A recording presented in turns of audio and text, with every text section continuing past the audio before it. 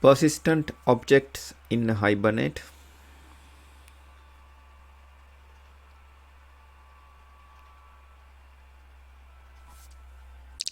Now we are focusing on persistent objects. A persistent instance has a representation in the database and an identifier value. It might just have been saved or loaded. However, it is by definition in the scope of a session. Hibernate will detect any changes made to an object in persistent state and synchronize the state with the database when the unit of work completes. Developers do not execute manual update statements or delete statements when an object should be made transient. Here you can see Hibernate life cycle. Here we will talk about Hibernate life cycle, or in other words, we can say that we can talk about the life cycle of the mapped instances of the entity object classes in Hibernate. In Hibernate, we can either create a new object of an entity and store it into the database, or we can fetch the existing data of an entity from the database. This entity is connected with the life cycle, and each object of entity passes through the various stages of the life cycle. There are mainly 4 states of the Hibernate life cycle: transient state, persistent state, detached state, removed state. The transient state is the first state of an entity object. When we instantiate an object of Pojo class using the new operator, then the object is in the transient state. This object is not connected with any Hibernate session.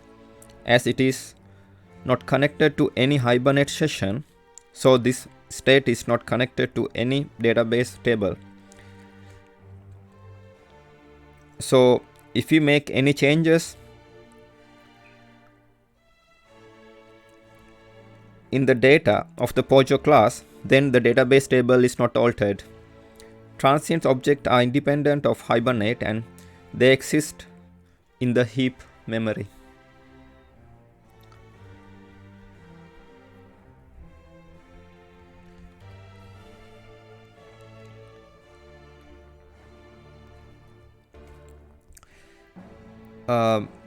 There are 2 layouts in which transient state will occur as follows. 1. When objects are generated by an application but are not connected to any session. 2. The objects are generated by a closed session.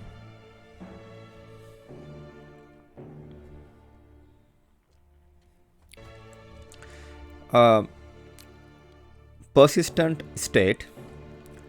Once an object is connected with the Hibernate session, then the object moves into the persistent state. So there are 2 ways to convert the transient state to the persistent state. 1. Using Hibernate session, save the entity object into the database table. 2. Using the Hibernate session, load the entity object into the database table. Following are the methods given for the persistent state. Session.persist, session.save, session dot save or update, session dot merge, session dot lock.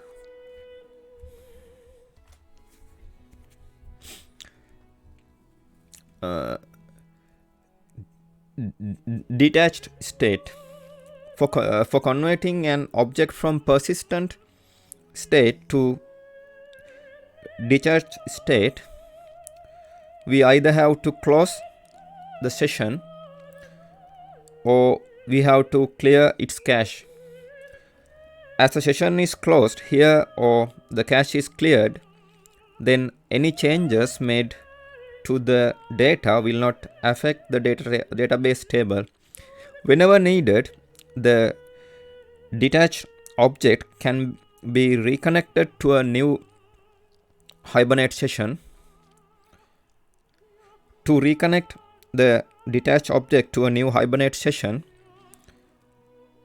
we will use following methods as follows: merge, update, load, refresh, save,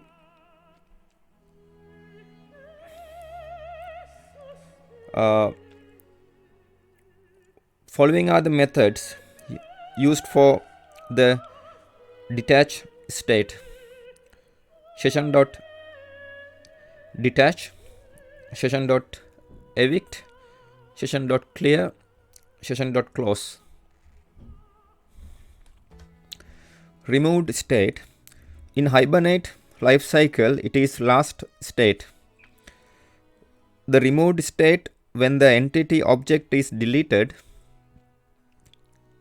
from the database,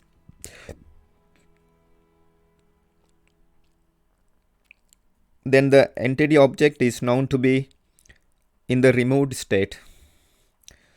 It is done by calling delete operation. As the entity object is in the removed state, if any change will be done in the data will not affect the database table. Note, to make a removed entity object, we will call session.delete method. Here you can see a new instance of entities passed to transient state. Garbage is passed from transient state.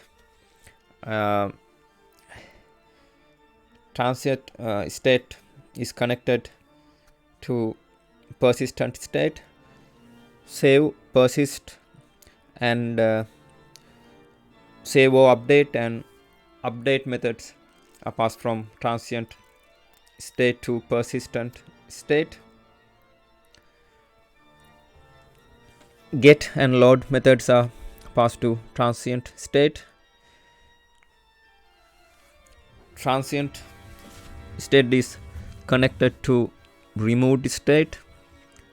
Delete method is passed from transient state to removed state, and removed state is there. Garbage is from removed state, and transient state interacts with detached state. Detach, close, clear, and evict methods are passed from transient state to detached state. Save or update, merge, and lock methods are from detached state to persistent state. Garbage is from detached state.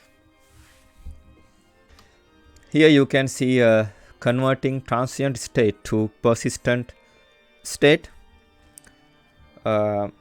Here you can see using the Hibernate session, the save entity object into the database table. Here you can see using the Hibernate session, load entity object into the database table. Here transient state is connected to persistent state, save persist, save update, and update methods are from transient state to persistent state. And here database is connected to persistent state. Get and load methods are from database to persistent state.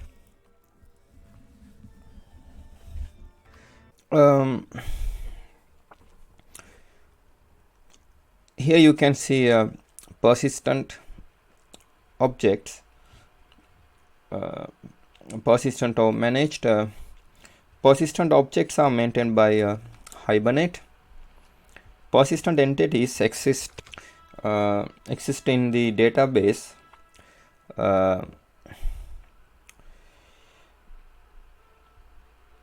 and Hibernate's persistent context track all the changes done on the persistent entities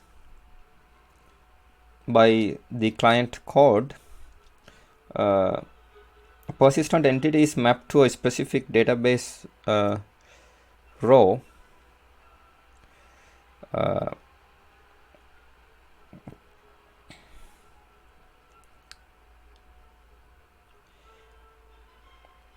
Identified by the ID field. Hibernate's current running session is responsible for tracking all changes done to the managed entity and propagating these changes to a database. We can get persistent entity in either of two ways. Load the entity using get or load method. Persist the transient or detached entity using persist, save, update or save or update methods.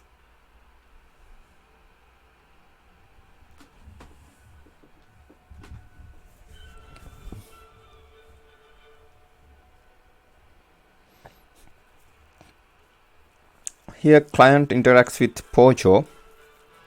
Pojo interacts with session interacts with database. Here you can see database interacts with the Pojo table here. As an example, we can consider this code segment.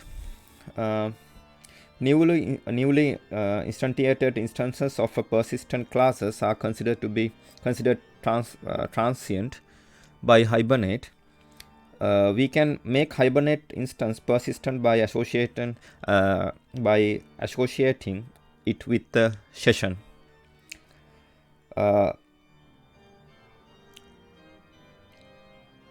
If cat has a generated identifier, the identifier is generated and assigned to the cat when save is called.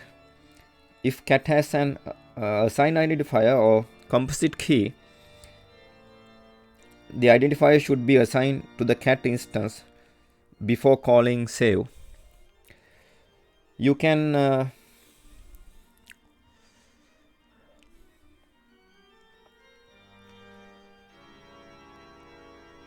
can also use persist instead of save with the semantic defined in the EGB3 early draft. Persist method makes a transient instance persistent. However, it does not guarantee that identifier value will be assigned to the persist instance immediately. The assignment might happen at flush time. Persist method also guaranteed that it will not execute an insert statement if it is called outside the transaction boundaries. This is useful in long-running conversations with an extended session persistent context. Save does guarantee to return an identifier. If an insert has to be executed to get the identifier, for example identity generator, not sequence, This insert happens immediately, no matter if you are inside or outside of an transaction. This is problematic in a long-running conversation with an extended session persistence context. Here you can see a save object, persist. Here you can see a save method,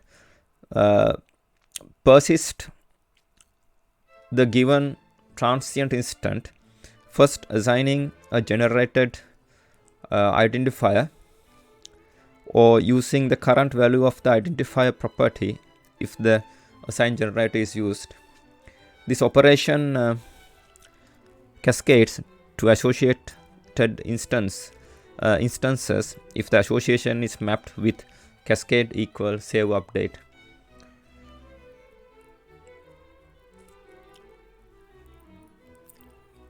This method is in org.hibernate.session interface. Here you can see an example of mapping. A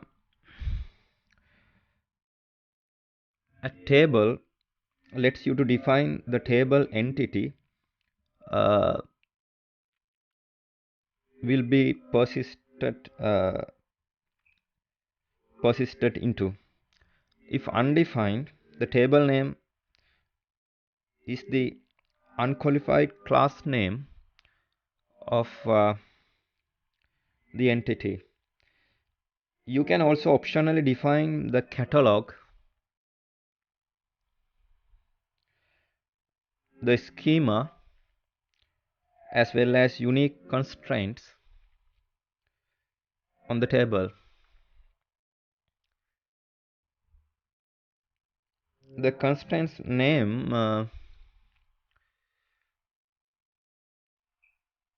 is optional, generated if left undefined. The column names corresponding the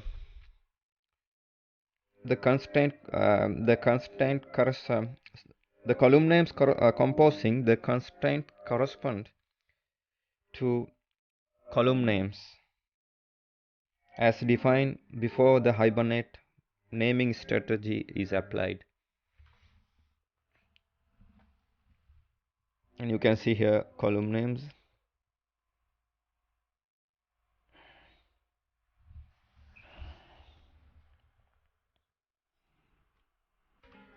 Here you can see an example of mapping in file hbm.xml.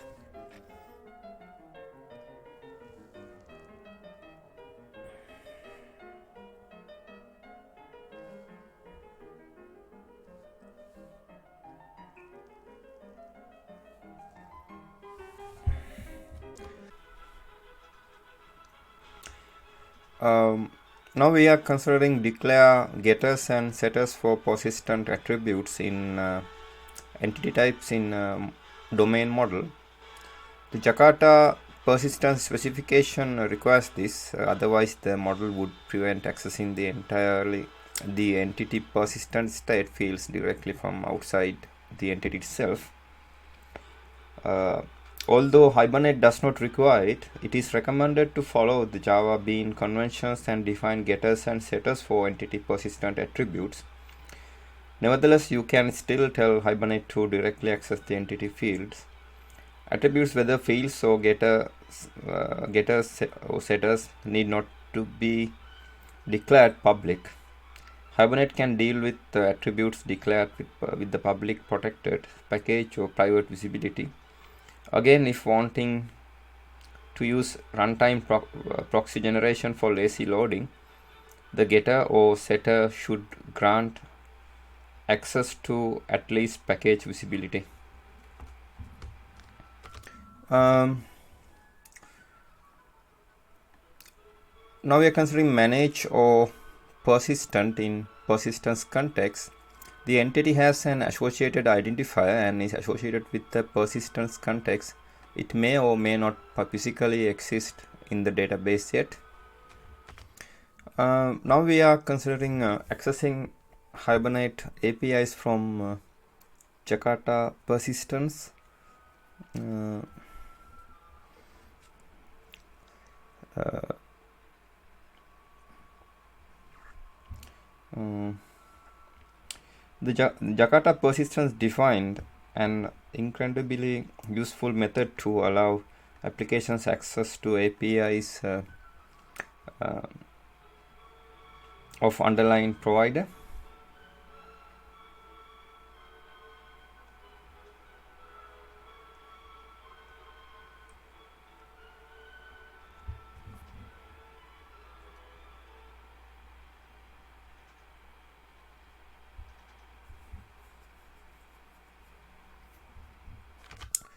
Um,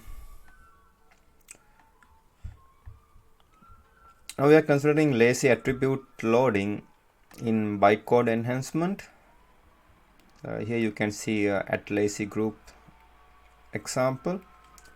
Annotation type lazy group specifies the fetch group for a persistent attribute of an entity class. This annotation has no effect unless bytecode enhancement is used and field level lazy fetching is enabled. This is in the package org.hibernate.annotations. Think of this as partial loading support. Essentially, you can tell Hibernate that only parts of an entity should be loaded upon fetching from the database, and when other parts should be loaded as well. Note that this is very much different from proxy-based idea uh, of lazy loading, which is entity-centric, where the entity's state is loaded at once as needed. With bytecode enhancement, individual attributes or group of attributes are loaded as needed. Lazy attributes can be designated to be loaded together, and this is called a lazy group. By default, all singular attributes are part of a single group, meaning that when one lazy singular attribute is accessed, all lazy singular attributes are loaded.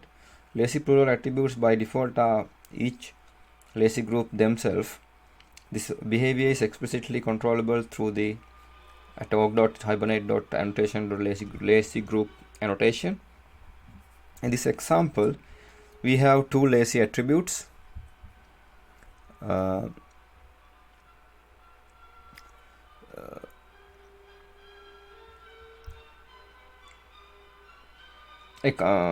have the account payable xref id and image, each part of a different fetch group.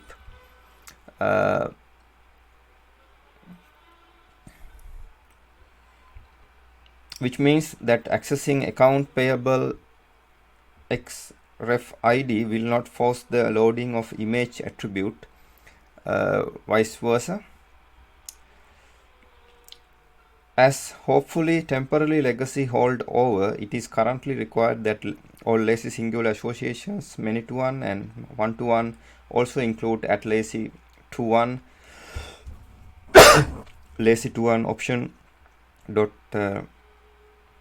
no proxy. The plan is to relax that requirement later.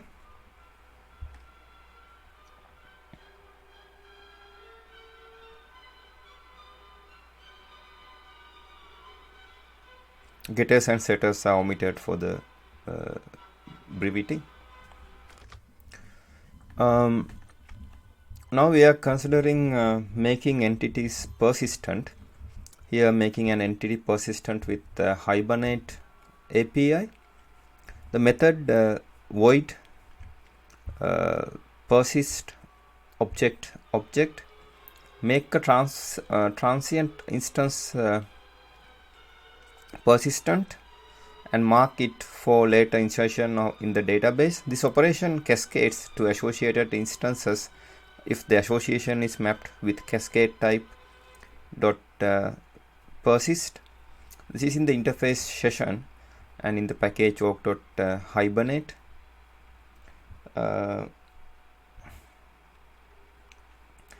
Once we have created a new entity instance using standard new operator, it is in new state. You can make it persistent by associating it to either an org.hibernate.session or a jakarta.persistent.entity manager.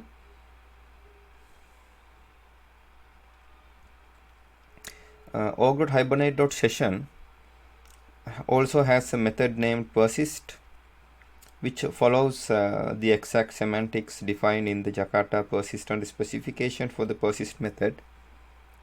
It is this org.hibernate.session method to which the hibernate jakarta.persistence.entity manager implementation delegates.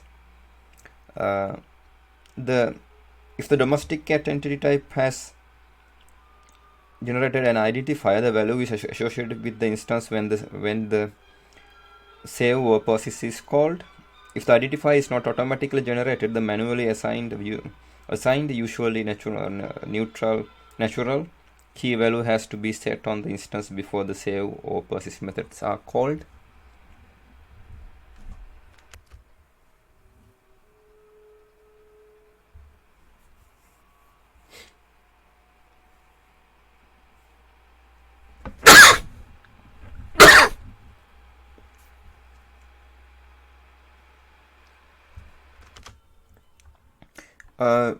Now we are considering deleting, removing entities, obtaining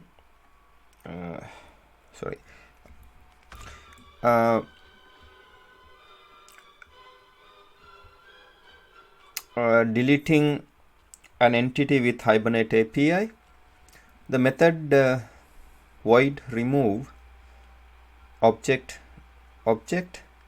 mark a persistent instance associated with this session for removal from the underlying database. This operation cascades to associate instances if the association is mapped cascade type dot remove. This is in the interface session and which is in the package org.hibernate. Entities can also be deleted. This is deleting an entity with Hibernate API, and this is deleting an entity with Jakarta persistence.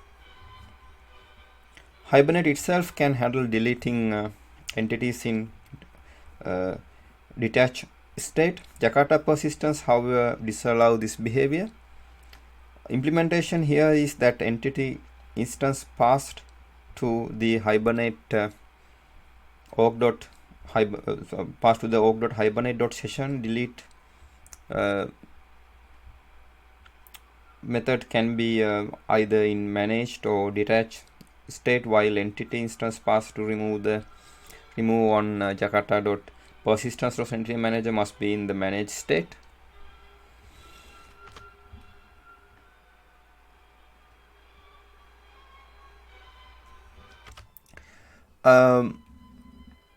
Here you can see we are considering obtain an entity reference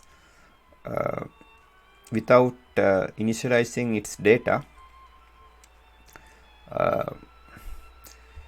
Obtaining an entity reference obtaining an entity reference without initializing its data with Hibernate API here. The method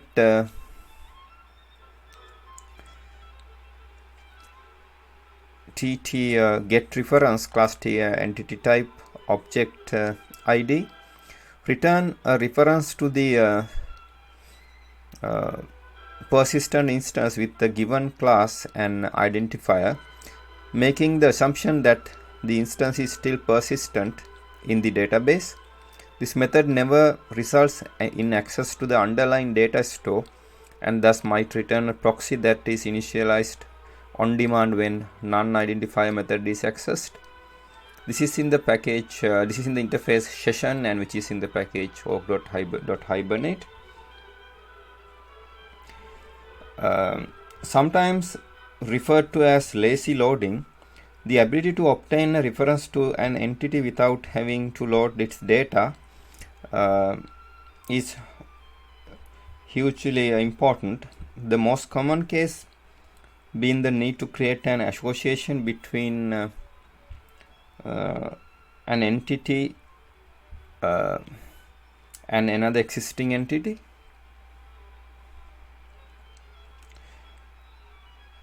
Here you can see the obtaining an entity reference uh, without initializing its data with Jakarta persistence.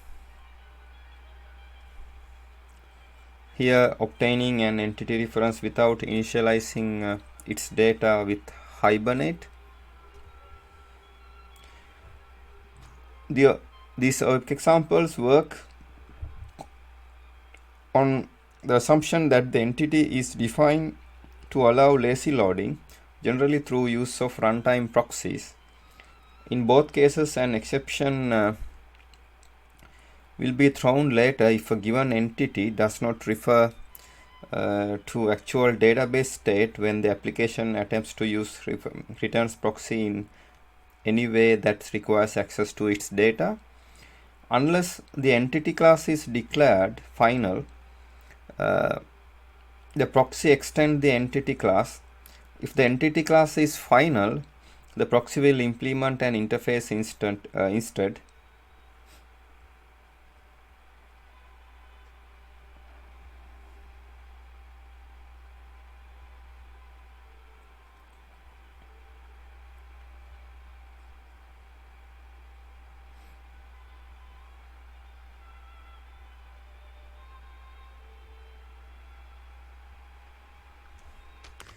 Now we are considering obtaining an entity with its data initialized.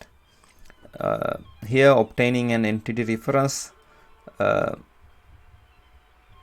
with its data initialized with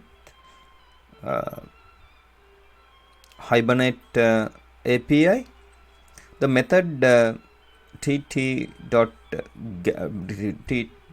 get class T entity type object ID returns the persistent instance of the given entity class with a given identifier, or null if there is no such persistent instance. If the instance is already associated with the session, the return that instance. This method never returns an uninitialized instance. This is in the interface session, which is in the package org.hibernate. Obtaining an entity reference with its data initialized with Jakarta persistence.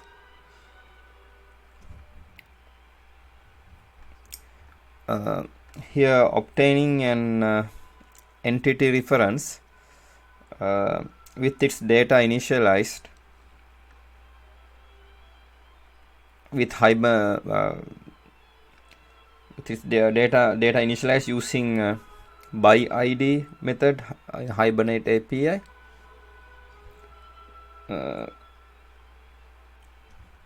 In both cases, null is returned if no matching database row was found. It is possible to return in a Java 8 optional as well. Here the obtaining an optional entity entity reference with its data initialized using by ID Hibernate API.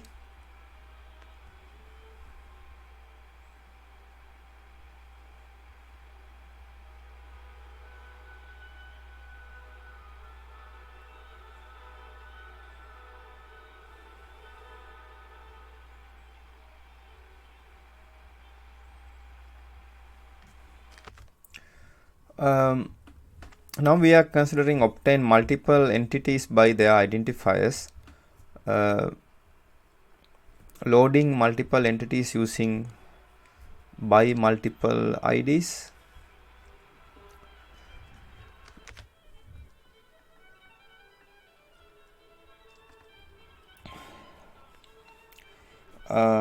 If you want to load multiple entities by providing their identifiers, calling the entity manager dot hash find method multiple times is not only inconvenient but also inefficient. While the Jakarta persistent standard does not support retrieving multiple entities at once other than running JPQL or criteria API query, Hibernate offers this functionality via the by multiple IDs method of the Hibernate session. The by multiple IDs method returns multi-identifier load access, which you can use to customize the multi-load request. The multi-identifier load access interface provides several methods which you can use to change the behavior of the multi-load call.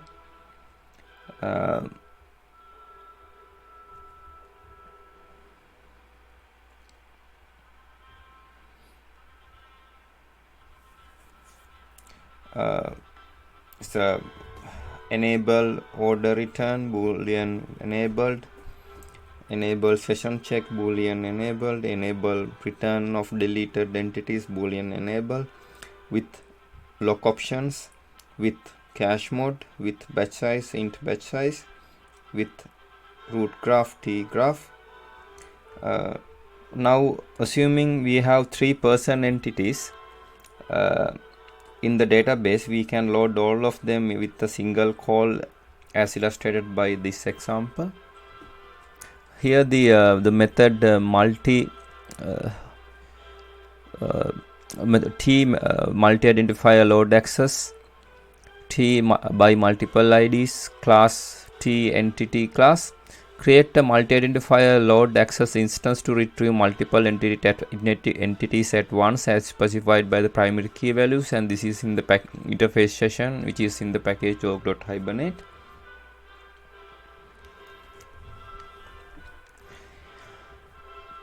Notice that one SQL select statement executed since the second call uses enable session check method of the multi-identifier load access to instruct Hibernate to skip entities that are already loaded in the current persistent context.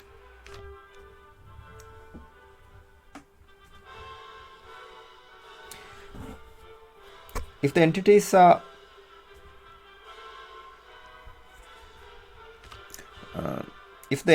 not available in the current persistent context, but they could be loaded from second level cache, you can use with cache mode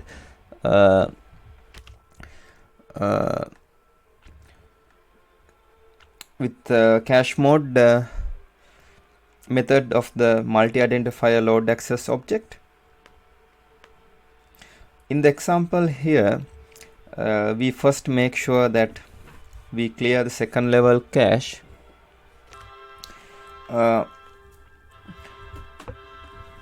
In this example, we first make sure that we clear the second level cache to demonstrate that multi-load query will put the returning entities into second level cache. After executing first by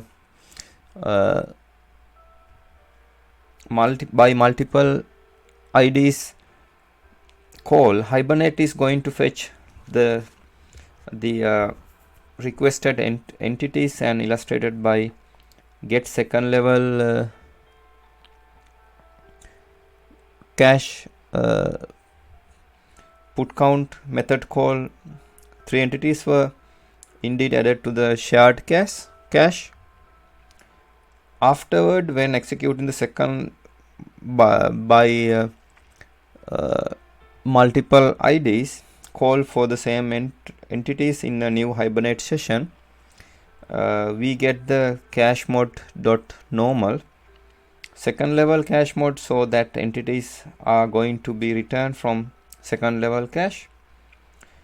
The get second level cache hit count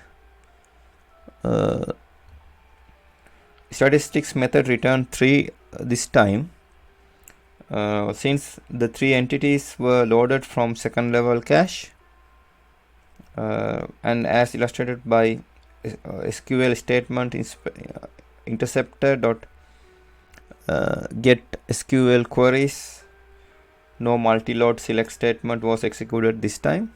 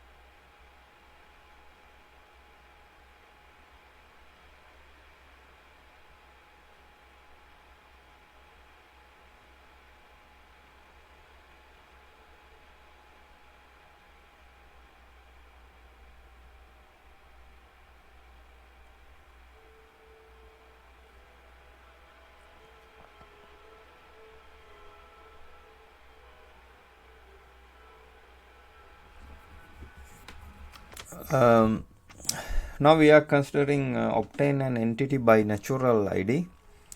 Load entity by natural ID. Annotation type natural ID specifies that a field or property of an entity class is part of natural ID of the entity. This annotation is very useful when the primary key of an entity class is surrogated key, that is a system generated synthetic identifier with no domain model semantics. There should be always be some other field or combination of fields which uniquely identifies an instance of an entity, instance of the entity from the point of view of the user of the system. This is the natural ID of the entity. This is in the package org.hibernate.annotations. In addition to allowing to load the entity by its identifier, Hibernate allows application to load entities by the declared natural identifier. This is a natural ID mapping here. You can also opt to fetch an entity or just retrieve a reference to it when using natural identifier loading methods.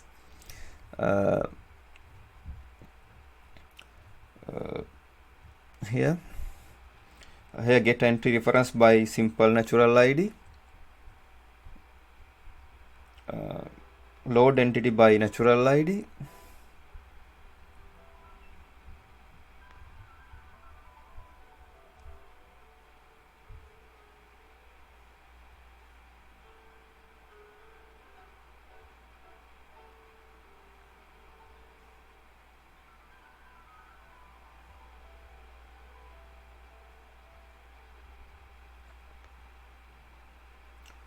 we can also use Java 8 optional to load entity by its natural ID.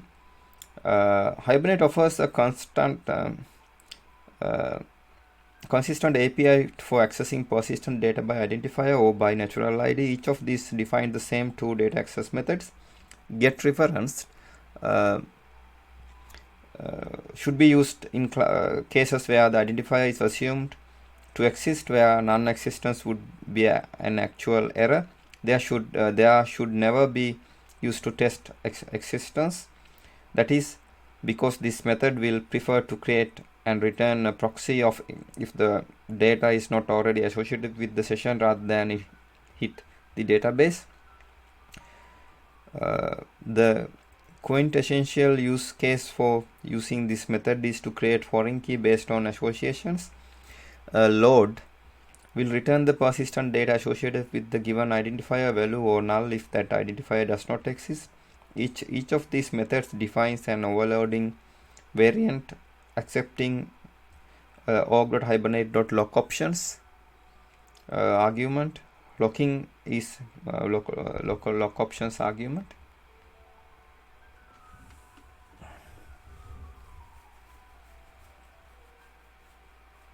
Getters and setters are omitted for brevity.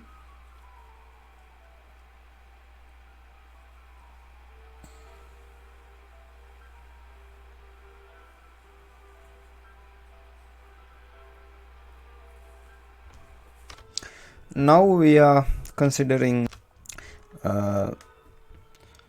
at-where in filtering entities and associations.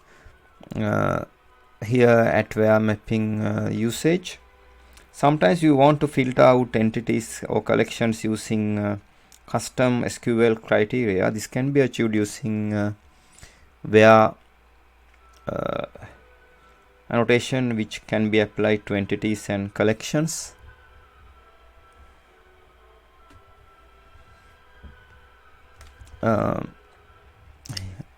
Annotation type where specifies a restriction written in native SQL to add to generated SQL when querying an entity collection. If the database contains the following entities, here the persistent and fetching entities with where mapping,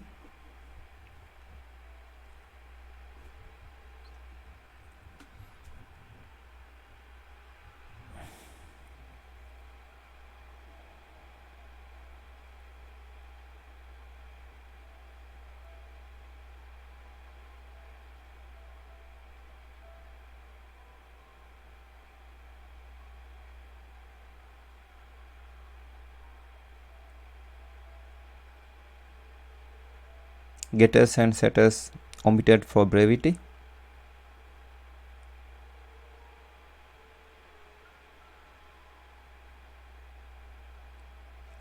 Getters and setters omitted for brevity.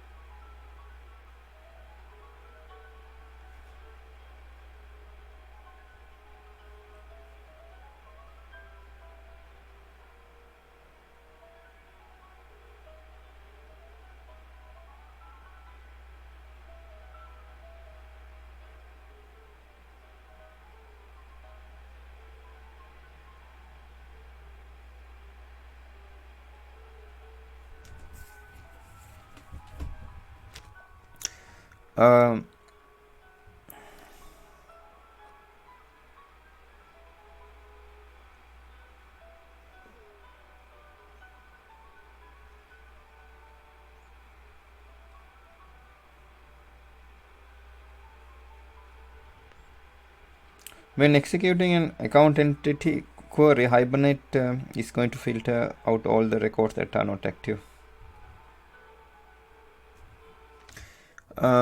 Now we are considering modifying managed and persistent or persistent state. Here modifying managed state with the Hibernate API. Entities here the method void flush force this session to flush must be called at end of a unit of work before transaction is committed. Depending on the current flush mode, the session might automatically flush when entity transaction.commit method is called, and it is not necessary to call this method directly. This is in the interface session and in the package org.hibernate. Entities in managed persistent state may be manipulated by the application, and any changes will be automatically detected and persisted when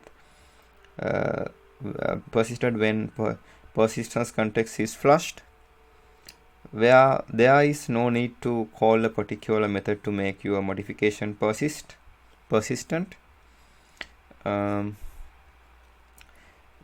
Here modifying managed state with Jakarta persistence.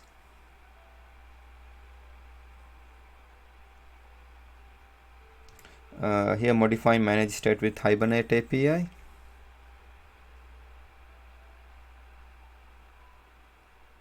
By default, when you modify an entity, all columns but the identifier are being set during update.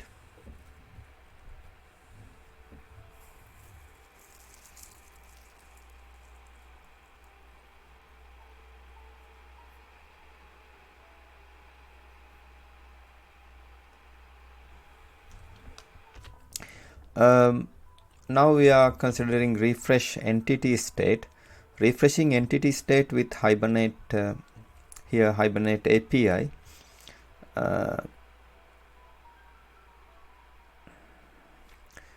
Method void refresh object reread the state of the given managed instance associated with this session from the underlying database. This may be useful when a database trigger alters the object state upon insert and update. After executing any SQL update or delete statement, after executing a native SQL statement, after inserting a blob or club. This is in the interface session and which is in the package org.hibernate. You can load an entity instance and its collections at any time. Refreshing entity state with Jakarta persistence here.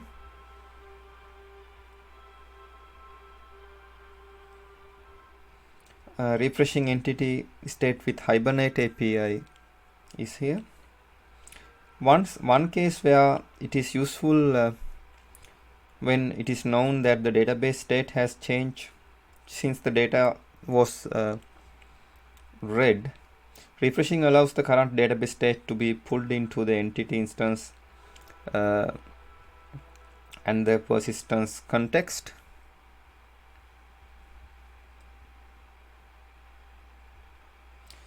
Another case where this might be useful is when database triggers are used to initialize some of the properties of the entity. Only the entity instance and its value type collections are refreshed unless you specify refresh as a cascade style of any associations. However, please note that Hibernate has the capability to handle this automatically through its notion of generated properties. Traditionally, Hibernate allowed at detached entities to be refreshed. Unfortunately, Jakarta persistence prohibit this practice and specifies that illegal argument exception should be thrown instant. For this reason, when bootstrapping the Hibernate session factory using the native API, the legacy detached entity refresh behavior is going to be preserved. On the other hand, when bootstrapping the Hibernate through Jakarta persistence, entity manager factory building process detached entities are not allowed to be refreshed by default. However, this default behavior can be overridden through Hibernate allow refresh detached entity configuration property. If this property is explicitly set to true, then you can refresh detached entities even when using Jakarta persistence bootstraps mechanism, therefore bypassing the Jakarta persistence specification restriction.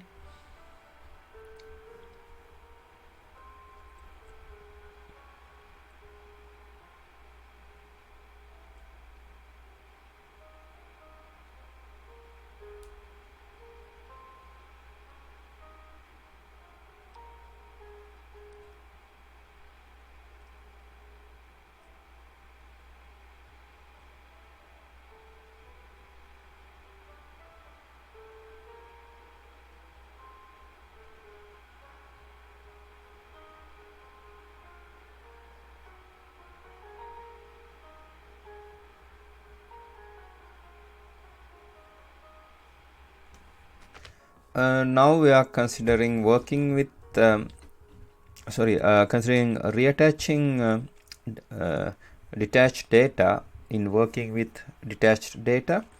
Here reattaching a detached entity using lock.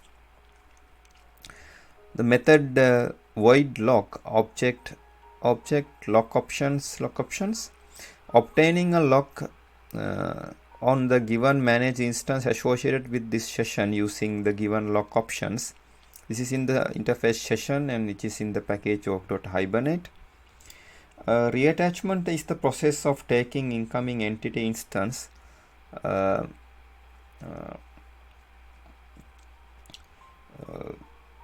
is in the detached state and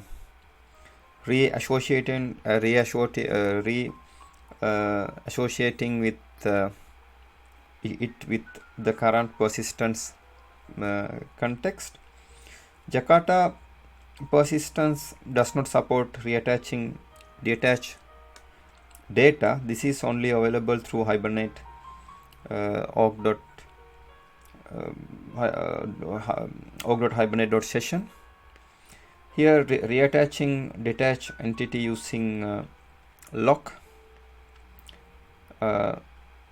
Here reattaching detached entity using save or update. The method name update is a bit misleading here. It does not mean that SQL update is immediately performed. It does however mean that SQL update will be performed when the persistent context is flushed, since Hibernate does not know previous state against which to compare for changes.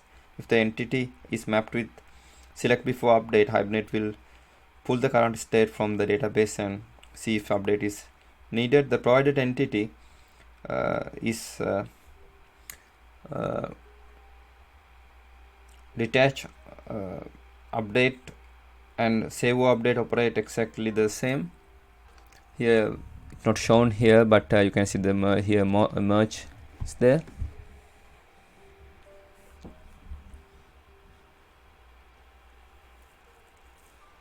Clear session on the person entity becomes detached.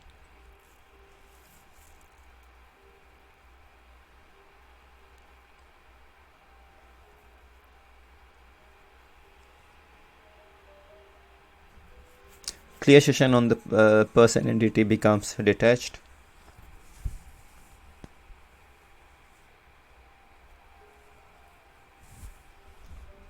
Now we are considering checking persistence state and verify manage state with Hibernate API here. An application can verify the state of entities and collections in relation to the persistent context. Here verify manage state with Jakarta. Verify manage state with Jakarta persistence. Here verify manage state with Hibernate API.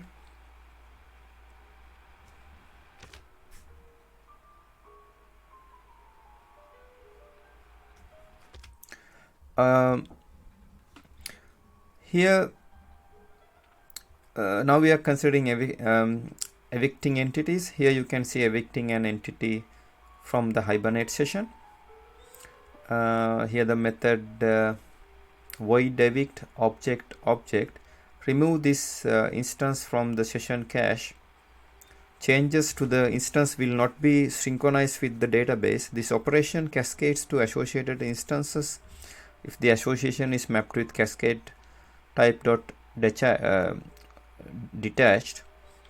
This is in the interface session and which is in the package org.hibernate. When the flush method is called, the state of the entity is synchronized with the database. If you do not want this synchronization to occur, or if you are processing a huge number of objects and need to manage memory efficiently, the evict method can be used to remove the object and its collections from the first level cache. Here you can see the detach entity from entity manager.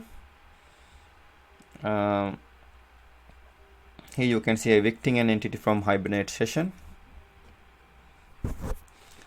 To detach all entities from the current persistence context, both the entity manager and the Hibernate session defines a clear method. Here clearing the persistence context. To verify if an entity instance is currently attached to the running persistence context, both entity manager and the Hibernate session define contains object entity method. Here verifying if an entity is contained in a persistent context.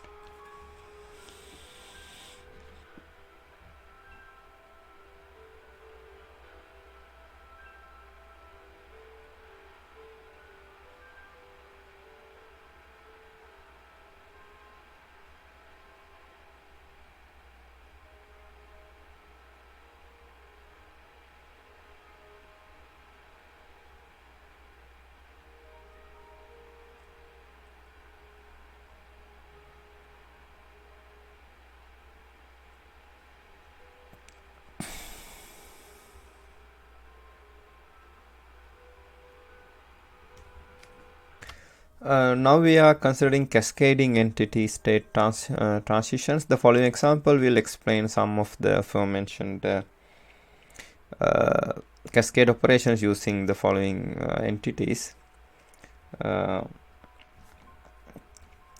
Public static final cascade type all includes all types listed here and equivalent to cascade type all. This is in the enum cascade type, which is in the package org.hibernate.annotations. Jakarta persistence allows you to propagate the state transition from a parent entity to child. For this purpose, Jakarta persistence those cascade type define various cascade types. All means cascade all entry state transitions, and persist merge, persist cascade entity persistence operation, merge, remove, refresh, detach. Additionally, the cascade type all will propagate any Hibernate specific operations, which is defined by the org.hibernate.annotation.cascade type enum. And they are save underscore update, replicate, lock. The following example will explain some of the aforementioned cascade operations using following entities here.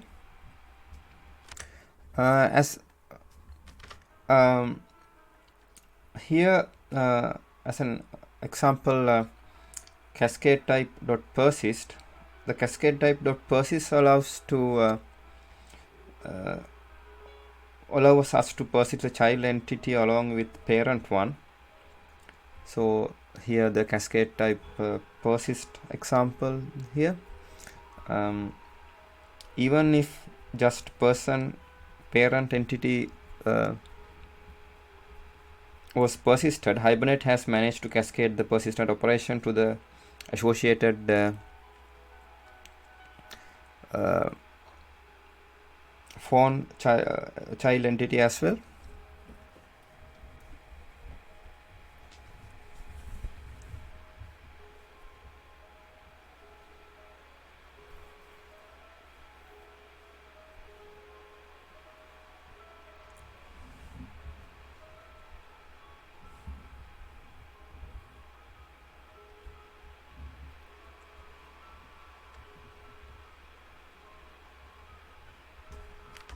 Now we are considering exception handling. The here constraint violation exception indicates some form of integrity constraint violation. This is the class constraint violation exception. A JDBC exception indicating that the request's DML operation resulted in violation of a defining integrity constraint. This is in the package of hibernate.exception. As an example, we can consider class persistent object exception thrown when the user passes a persistent instance to a session method that expects a transient instant. This class is in org.hibernate package. As an error example, we can consider this detach entity pass to the persist com.bwt.spindle.model.plot.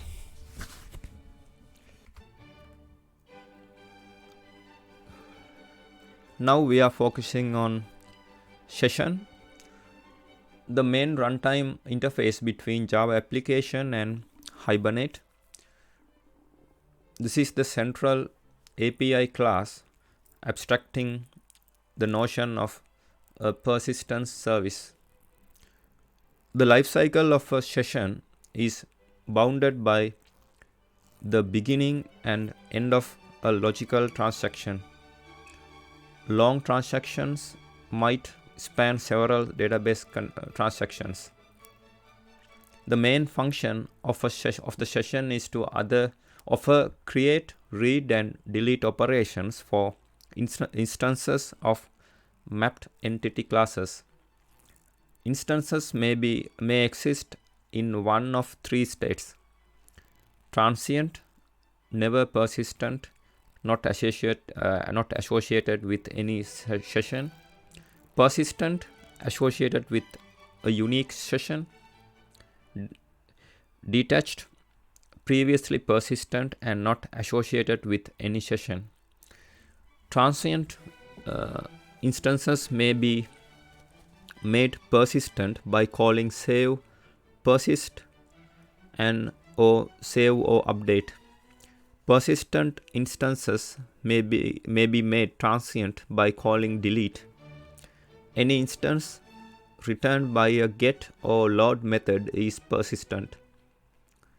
Detached instances may be made persistent by calling update, save or update, locked, or replicate. The state of a transient or detached instance may also be made persistent as a new persistent instance by calling merge,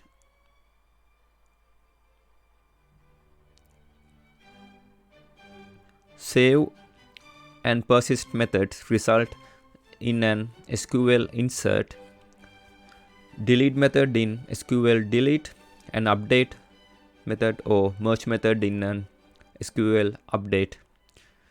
Changes to persistent instances are detached at flush time and also result in an SQL update.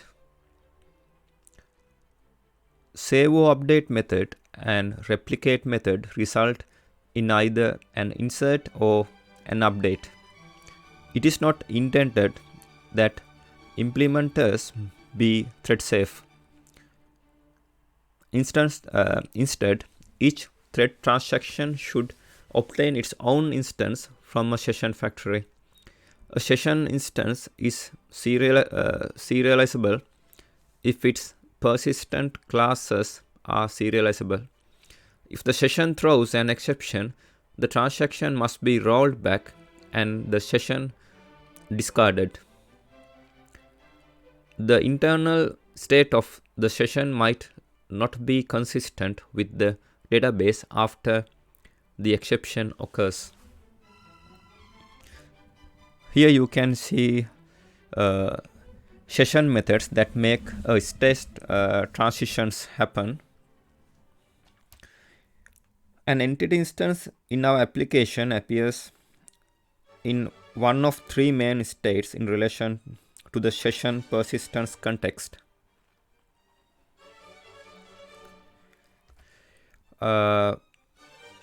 Transient.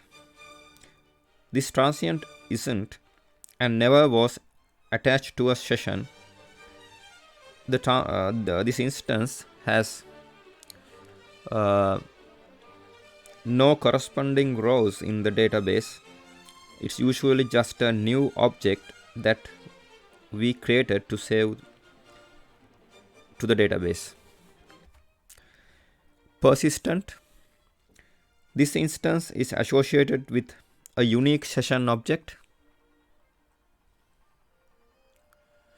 Upon flushing the session to the database, this entity is guaranteed to have corresponding consistent record in the database.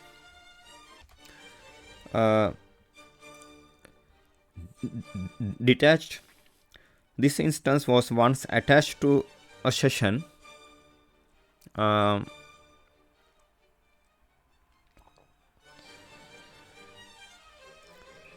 In a persistent state, but now it's not. An instance entered this state if we evict it from context, clear or close the session, or put the instance through serialization, deserialization process. When the entity instance is in the persistent state, all the changes that we make to the mapped fields of this instance will be applied to the corresponding database records and fields upon flushing session. The persistent instance is online, whereas the detached instance is offline and not monitored for changes.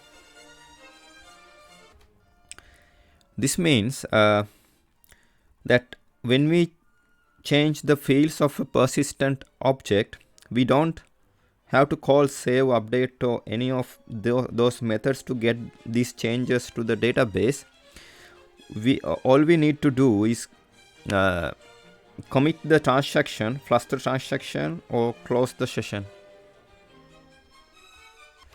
Persist. The persist method is intended to add a new entity instant to the persistent context. That is transitioning an instance from transient to persistent state. Save. The save method is an original Hibernate method that doesn't conform to the JPA specification. Its purpose is basically the same as persist, but it has different implementation details. The documentation for this method strictly states that it persists the instant, first assigning a generated identifier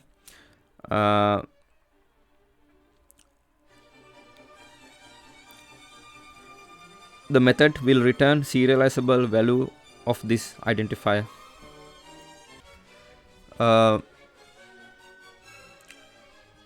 Merge. The main intention of the merge method is to update a persistent entity instance with new field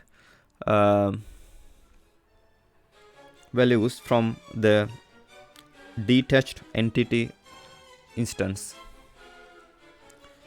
For instance, suppose we have RESTful interface with the method for retrieving a JSON serialized object by its ID to the caller, and the method that receives an update version of this object from the caller. An entity that passed through such serialization deserialization will appear in a detached state. After deserializing this entity instant, we need to get a persistent entity instance from a persistent context and update its field with new values from this detached instance. So the merge method does exactly that. Find an entity instance by ID taken from past object. Either an existing entity instance from the persistent context is retrieved, or a new instance loaded from database. Copies fields from the past object to the instance, returns a newly updated instance.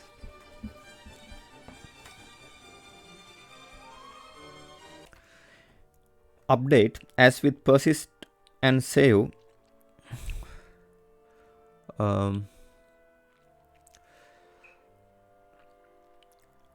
it's the update method is an original Hibernate method. Its semantics differ in several key points. It acts upon a past object. Its return type is void. The update method transitions the past object from detached to persistent state. This method throws an exception if the pass is if we pass it a transient entity.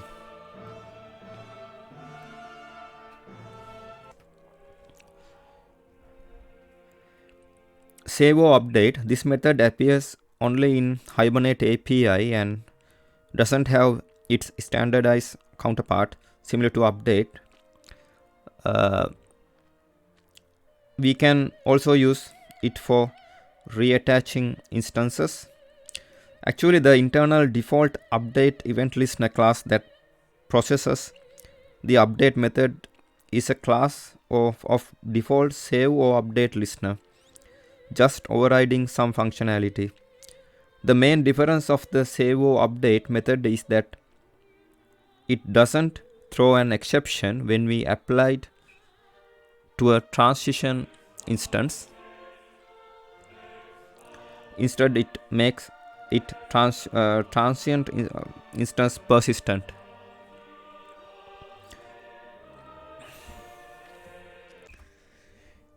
Here you can see a new is passed to transient, and transient interacts with persistent.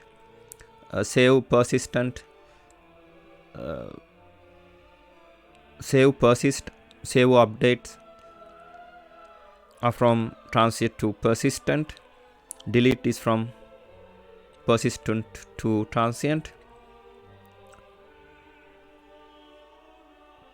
Persistent object is inside in the session. Persistent interacts with detach, evict, and session.close are passed from persistent to detach. Locked update, merge, and save or update are passed from detach to persistent. Get, load, and SQL query are to persistent. We can consider this code segment as an example. Session factory in Hibernate 5 example here, and a local session factory bin is created here, and here you can see a interface session. The main runtime interface between a Java application and Hibernate. This is the central API class abstracting the notion of a persistent service, and this is in org.hibernate package.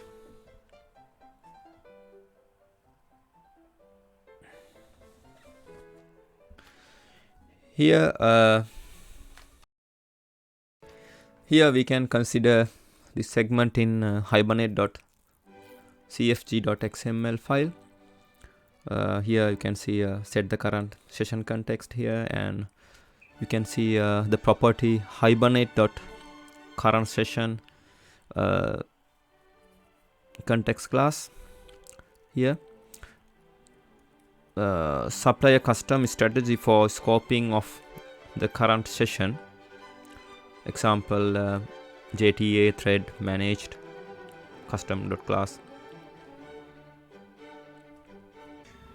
Now we are considering interface session. The main runtime interface between a Java application and Hibernate represents the notion of a persistent context, a set of managed entity instances associated with the logical transaction. This is in the package org.hibernate.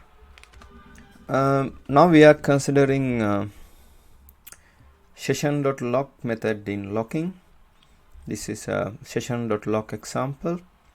The void lock object and lock options obtain a lock on a given managed instance associated with this session using the given lock options.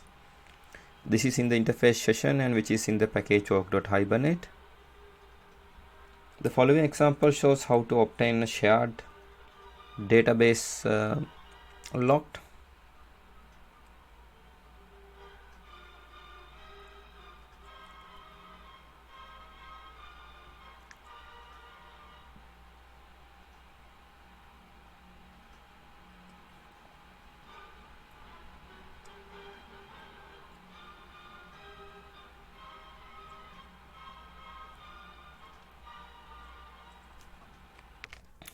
Now we are considering session batching. In batching, here is a naive way to insert 100,000 entities with Hibernate. The following example shows an anti-pattern for batch inserts. There are several problems associated with this example. 1. Hibernate caches all newly created custom instances in the session level cache. So when the transaction ends, 100,000 entities are managed by the persistent context.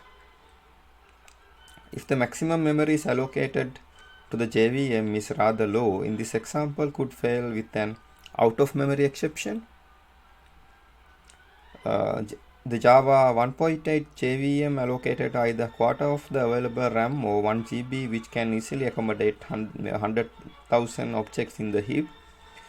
2. Long-running transactions can deplete a connection pool, so rather transaction don't get a chance to proceed. 3. JDBC batching is not enabled by default, so every insert statement requires a database round trip. To enable JDBC batching, set the hibernate.jdbc.batch_size property to an integer between 10 and 50. Hibernate disables insert batching at the JDBC level transparently if you use the identity identifier generator.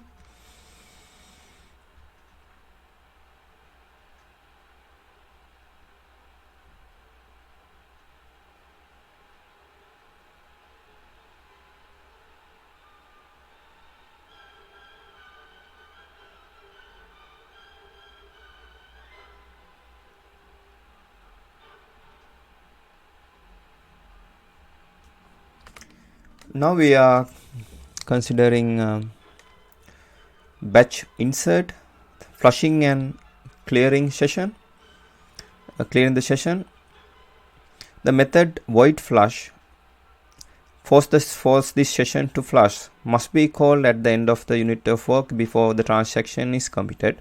Depending on the current flush mode, the session might automatically flush when entity transaction.commit is called, and it is not necessary to call this method directly. Void clear method completely clear the session, evict all loaded instances and cancel all pending saves, updates and deletions. Do not close open iterators or instances of scrollable results.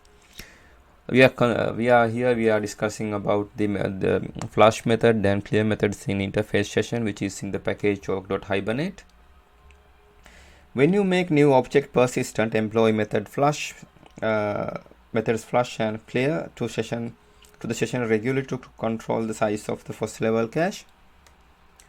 Here you can see flushing and clearing session.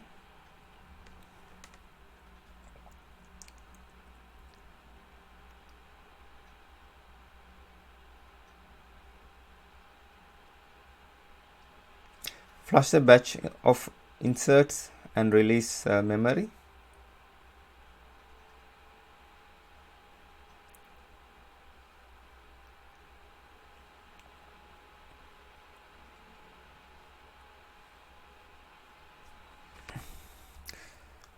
Now we are considering session scroll using scroll method. The method scrollable result are scroll mod returns scrollable access to the query results. The capabilities of return scrollable results depending on the specified scroll mode. This is in the interface selection query R, which is in the package org.hibernate.query. When you retrieve and update data, flush and clear the session regularly. In addition, use method scroll to take advantage of server-side cursors for queries and that returns many rows of data.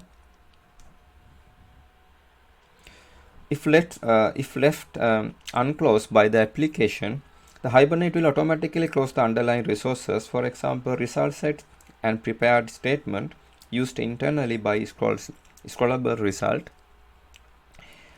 When the transaction is ended, either commit or rollback. However, it is good practice to close scrollable results explicitly.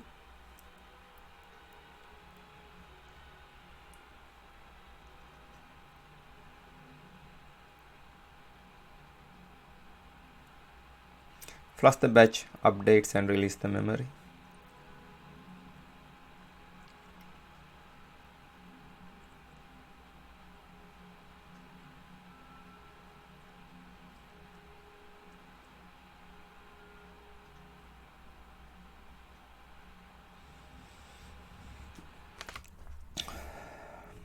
Here now we are considering stateless session. Using a stateless session interface stateless session, a command-oriented API often used for performing bulk operations against the database. A stateless session has no persistent context and always works directly with detached entity instance. Thus, when a method of interface is called, by necessarily interaction with the database happens immediately and synchronously. This is in the package Hibernate org.hibernate. The stateless session is an alternative session and provides a command-oriented API with no associated persistence context. Thus, a stateless session is slightly lower level abstraction that is closer to the underlying JDBC activity. There is no first level cache. The stateless session does not interact with any second level or query cache. There is no transactional write behind automatic dirty checking. Instead, persistent operations occur synchronously when a method of stateless session is invoked. The entities returned by the stateless sessions are always detached. A stateless session may be used to stream data to and from the database in the form of detached object. With the stateless session, there is no need to explicitly manage the size of the first level cache by explicitly clearing the persistent context. The stateless session API comes with certain limitations. Operations performed using a stateless session never cascade to associated instances. Collections are ignored by a stateless session. Lazy loading of associations is not transparent and only available via an explicit operation named fetch.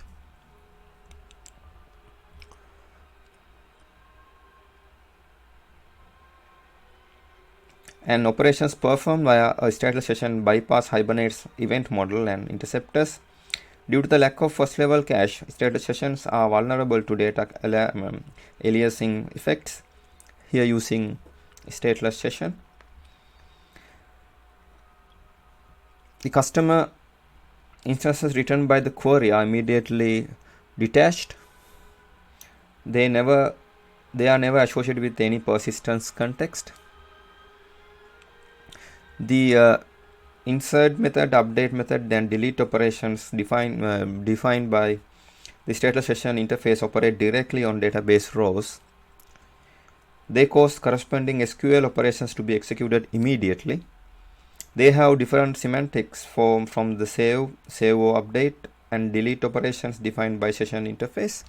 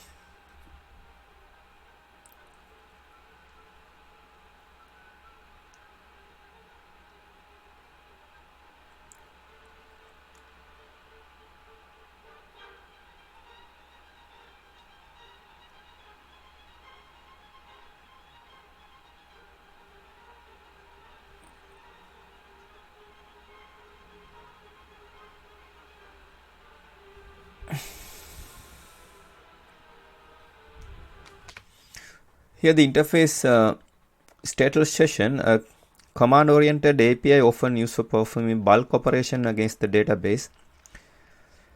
A stateless session has no persistence context and always work directly with detached entity instances. When a method of this interface is called, any necessary interaction with the database happens immediately and synchronously. This is in the package org.hibernate. Now we are considering multi-tenancy Hibernate session configuration in multi-tenancy in Hibernate in multi-tenancy. The Hibernate session can be configured using the tenant-specific context. When using multi-tenancy, you might want to configure each tenant-specific session differently. For instance, each tenant could specify different time zone configuration. The register connection provider method is used here to define the tenant-specific context. For our example, the tenant-specific context is held in the connection provider map and time zone tenant map. Now when building a Hibernate session, aside from passing the tenant identifier, we could also configure the session to use the tenant-specific time zone. Here the Hibernate session can be configured using tenant-specific context. So if we set the time use tenant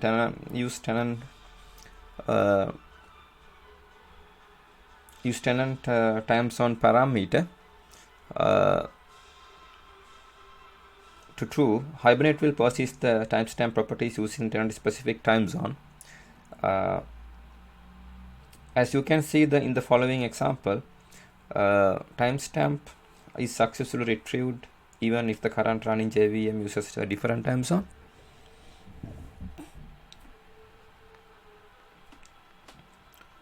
Here the tenant use tenant specific time zone. Here use tenant time zone allows you to persist a timestamp with the provided time zone. However, behind the scenes, we can see that Hibernate has saved the create_on property in the tenant specific time zone.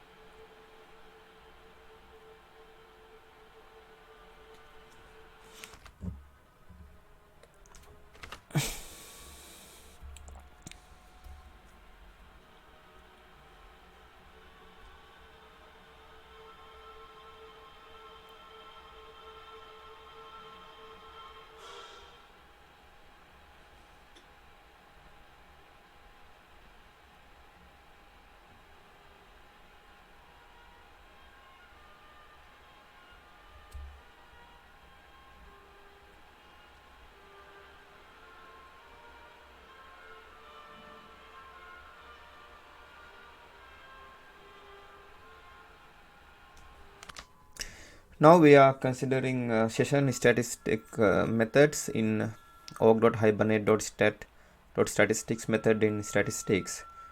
Get session close count, global number of sessions that got closed. The method long get session close count, the global number of sessions closed. This is in the interface statistics, which is in the package org.hibernate.stat.